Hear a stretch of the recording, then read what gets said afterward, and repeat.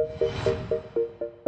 everyone, and welcome back to CCN. Today we have a wide variety of segments including March Madness, some alternate takes on that tournament in the English and Science departments, a special look into a day in the life of our superintendent, insights about the new Scream movie, and more. Sounds like a full court press to me, so turn over that intro.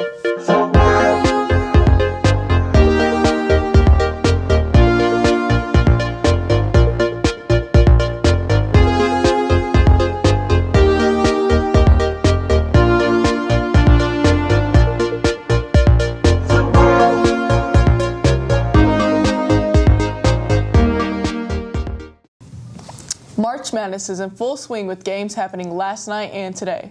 So we wanted to get our annual take on who you all think is going to take home the championship this year.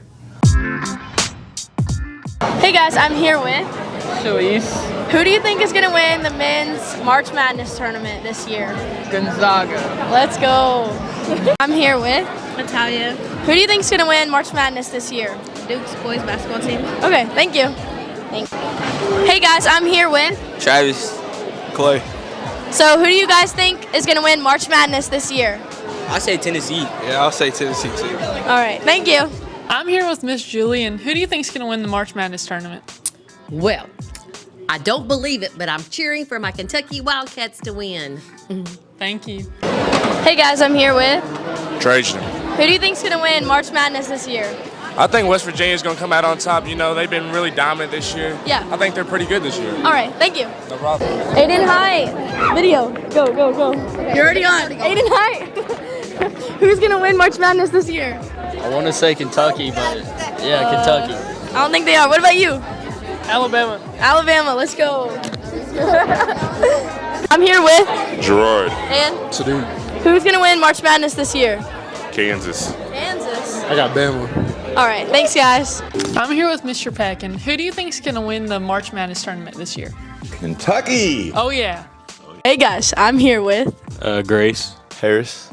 Right out. who is going to be winning March Madness this year? I'm going to have to go with the Duke Blue Devils. WKU for the championship. Bellarmine University. Hey guys, I'm here with Satterfield. Scales. So, who's going to be winning the March Madness tournament this year? Duke. I'm going to have to go with UK. Probably Blue Jimmy Die. Thank you very much. I'm here with Miss Gibbons, and who do you think is going to win the March Madness tournament this year? Well, jury, I think the University of Kentucky Wildcats. Oh, yeah. Go Cats. I'm here with HP. Big Mike. who's going to win the March Madness this year? I'm going to have to go with the Gamecocks on this one. I feel like they've really secured that. Really, I'm going to keep it strong and hold. BBN coming in clutch. UK all the way. Hey guys, I'm here with the Big Tatwater, Big Dripwater, Big Tit Tat, Big Bryce. Tatwater. who's going to Tat. win March Madness this year? Hey, I'm going my boys Bama. Roll Tide till I die. Oral Roberts. Is that a school? Oral Roberts? Yes. All right, It's Bama or Purdue. But I got Bama though. thanks. Yay for vicarious fulfillment through sports ball. But if you're like me and you don't know an offsides call from a free throw, we found out about some other forms of March Madness going on. All right, I'm here with Miss Thomas, and she's going to tell us about March Mammal Madness. So March Mammal Madness is where, well, it's a lot like the basketball version of March Madness, but we do it with a bunch of different animals. Some of them are things that you've heard of before, some of them are things that you probably never heard of, but basically the animals fight it out. It's not always like a physical fight, but they battle it out to see who wins, and we narrow it down to a champion after a couple of weeks. All right. And about like how long does it go on for? It's about 4 weeks. We usually start at, well, we're starting now. We're getting ready to do our wild card tomorrow. But each week they come out with a different little video that recaps what happens in each of the battles. And we find out what happens. So I don't know what's going to happen. Nobody else knows what's going to happen until we go down to the championship. All right. And last year I had biology and we did something like this. Is it like a new one every year or is it the same one? Nope, it's completely different animals every year and new champions. There's upsets. Sometimes you think one's gonna win and the other one ends up winning because of some crazy adaptation or something that happens in nature. So it's really anybody's game, kind of just like real March Madness. All right, anything else you want to share about it? No, I don't think so. All right, I think we're Sea Otter's not gonna win. Yes, he is. No, what is the Sea Otter? Oh, he is a 1. Hey guys, I'm here with Mr. Goebel, the AP Lit teacher here at County. So Mr. Goebel, obviously March Madness is a big deal right now. What are you doing in place of March Madness? Sometimes I worry that a problem we have here at County is that there's too much joy here. And in an attempt to balance that out, I have something called March Sadness. And it's these brackets that we're using to determine who is the most tragic, depressing character that we've encountered this year in AP Lit. And I created the brackets, but the poster was designed by the talented Jackson Larkham. And fingers crossed, maybe the flea from John Donne's The Flea will take it all this year. We'll see. Okay, thank you, Mr. Goebel. Thank you, Mabry.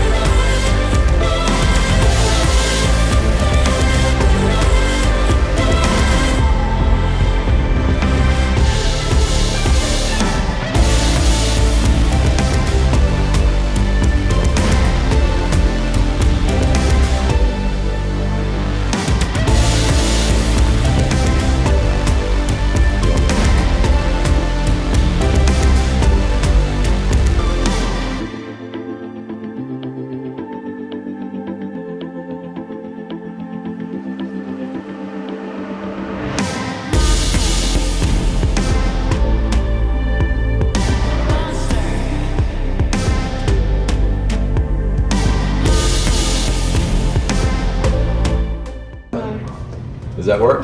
Can I take my hair down? Yeah. Oh. Well, yeah, I guess that would work. Either way.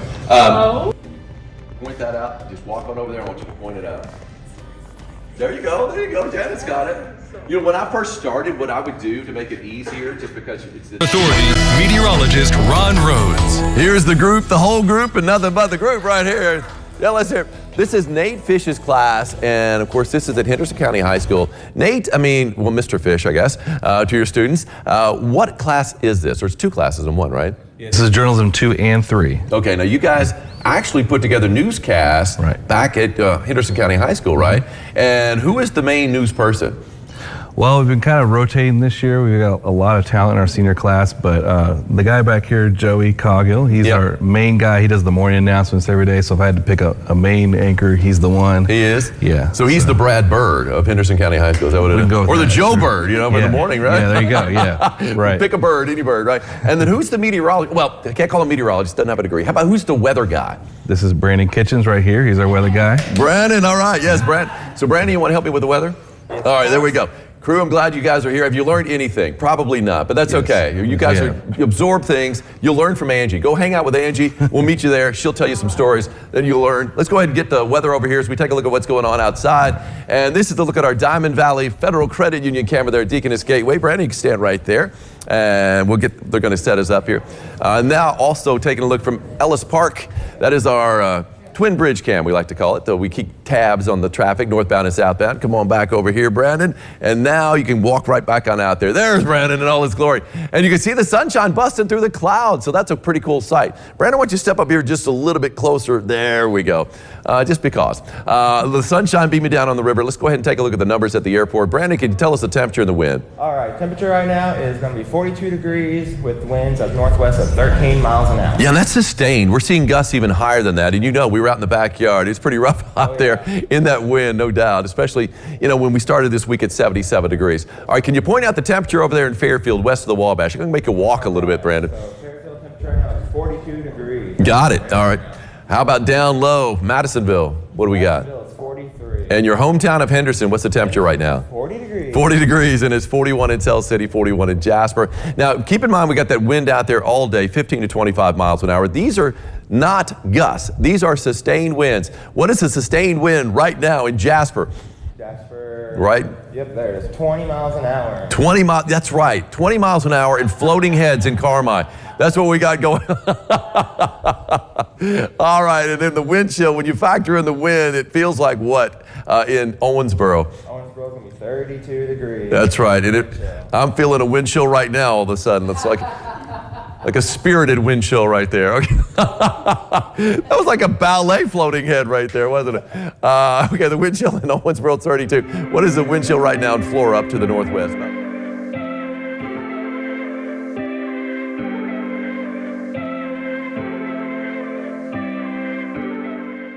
Next up, we have a special segment for you all. Have you ever wondered what exactly a school district superintendent does all day? Turns out the answer is a lot, and it varies day to day, but some of our crew got to spend the day with Dr. Lawson and document some of what he does.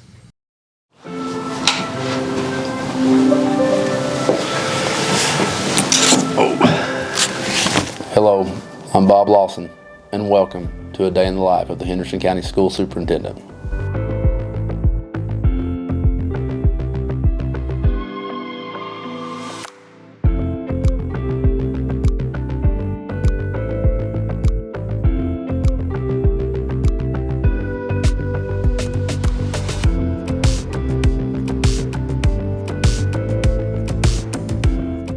Hey there, people. There's the camera. Yes.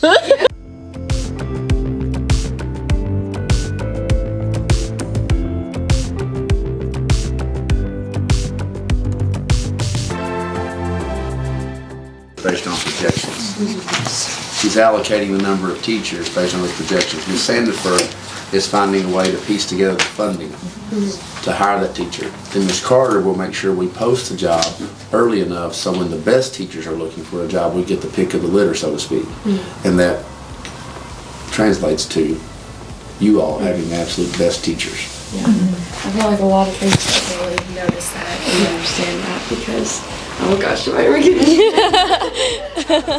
like they just are like not wanting to go to school and like not wanting to be there, but I feel like whenever they realize what's actually going on, they'll be more enthused, hopefully. So. Do you think that the increase in Jefferson enrollment is because it's a new building? Do you think that that has anything to do with it? Sometimes. Yes, some. We saw that when we built Spotsville as well. The enrollment went up, but the school is also built bigger than the old Jefferson, so the capacity of that building is larger. But we also have, some businesses around town that are expanding and more people moving into the area, so that helps as well.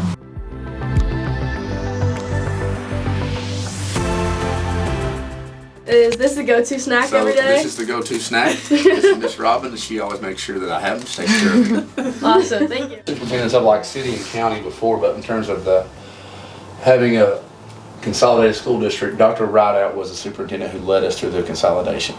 And you can imagine two school districts coming together. That was not always an easy process, but he led us through that, and we know now we have this fantastic school district. Imagine imagine this town, everybody says go Colonels. What if there were two separate teams? Right. Yeah. Everybody in this town wears what color on Friday? Maroon. Maroon, because we all support. Hey, look, it started with this. This is the board meeting where we consolidated schools, and then Dr. Rideout's leadership to lead us through that consolidation, and then Dr. Acton comes along and really does a lot of distributed leadership after that case. And then after that, there's Mr. Vaughn, and Mr. Vaughn was charged with really making us more financially efficient, and that meant closing some schools. Have you ever driven by the old school at Hebbardsville? Or there was a school at Smith Mills, there was a Roberts School, and they consolidated some of those schools, which helped us. It was really hard for those communities, but we're benefiting now financially because of leadership moves in those days. And then Dr. Ritchie came along after Mr. Vaughn, and he's responsible for a lot of our instructional practices and our curriculum alignments. And then Miss Stanley was our first female superintendent, and she was really the person who led our school district, connected to the community, and gave us all that oneness. And it was just, she was kind of like, when we say we are Henderson County Schools, she embodies that and who she is. So that's kind of just a little bit of a history through the lens of the superintendents. Hey guys, so we're riding with Dr. Lawson right now. Hey. So do you like drive a lot of places? Okay, do you listen to music, or do you just spend your time like talking to people on the phone, like, or in the quiet, or whatever? It's probably a mixture of that. Yeah. Many times, if I know that I have enough time between, so for instance, like from the board office to Cairo, I know I've got about 15 minutes. And before I leave, if I check my messages, I'll know I need to call back certain individuals. And so if I've got 15 minutes, I'll knock out a phone call. If it's a shorter trip, I may just turn on the music or turn on something. Listen to. Or sometimes if you're dealing with a complex decision, the silence is good too. Yeah. So what like genre of music or a podcast? That was pretty interesting. Like what would you listen to? Most things leadership. Just listen to those kind of things. Genre of music, I wouldn't choose a genre, but I would tell you my favorite artist is Chris Stapleton. Really? Okay. Did you watch him sing the national anthem? I did. I've listened to it a number of times. So you do so many different things throughout the day, and you said that in bad weather you'll be up at any time in the nighttime to try to make all these huge decisions. What do you do to kind of wind down and make sure that you're getting your alone time or your family time in as well? Like what does that look like from a week-to-week basis? Yeah, so it's important that you keep a balance of body, mind, spirit. So that means that, I'm not sure if it's this group that I begin my day with some kind of devotion every day, and that brings me back to center. I work out a couple mornings a week, and then I run a couple mornings a week. And then most of the evening times, I have a wife and 3 children, so much like you all, when my school day ends, we start going to practices, we start trying to get dinner ready, we start trying to get books read, homework done, fast for the kids, and in bed by a decent hour where maybe my wife and I, who's a school teacher, that we could sit down for like 20, 30 minutes and just kind of recap the day and get ready to get into bed and do it again the next day. So what pushes you to continue doing all of this work for so many years and so many students? It's just a gift to get to do it. It's a gift to get to do it. There's nothing that I have to do. I just get to do these things. I'm so glad that I chose a career that I love. So every day, even on the hard days, I love what I do and enjoy it and feel really blessed to do it. Awesome. Thank you.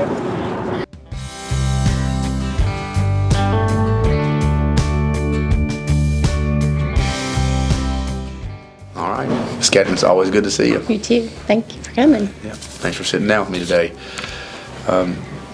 And taking our first steps and choosing a new principal here at Cairo. We wanted to connect with you and the other SBDO members and just go through a few questions here. And so thank you for having this rounding document ready when we got here. So tell me what's going well at Cairo. Well, like you have said, even everybody here at Cairo, I feel like we all work together. We feel like we're a family. We all support each other. And one of the most important things is we always put the needs of our students first. That's the forefront of everybody's decisions and actions. We just want the best for each and every student as well as the staff here.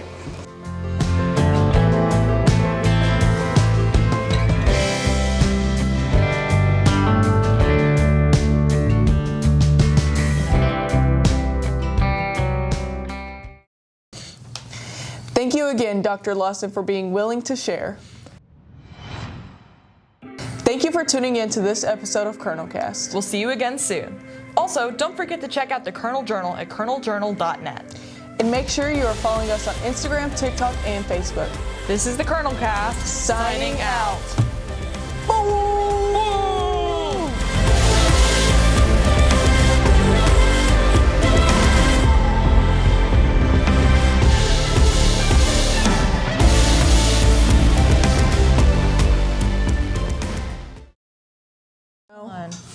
wait for it to get there.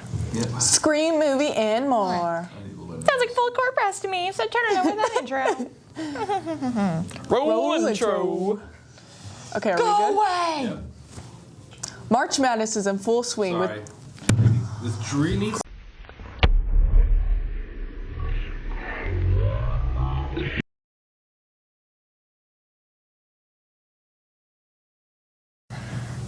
Yay for vicarious fulfillment through sports ball.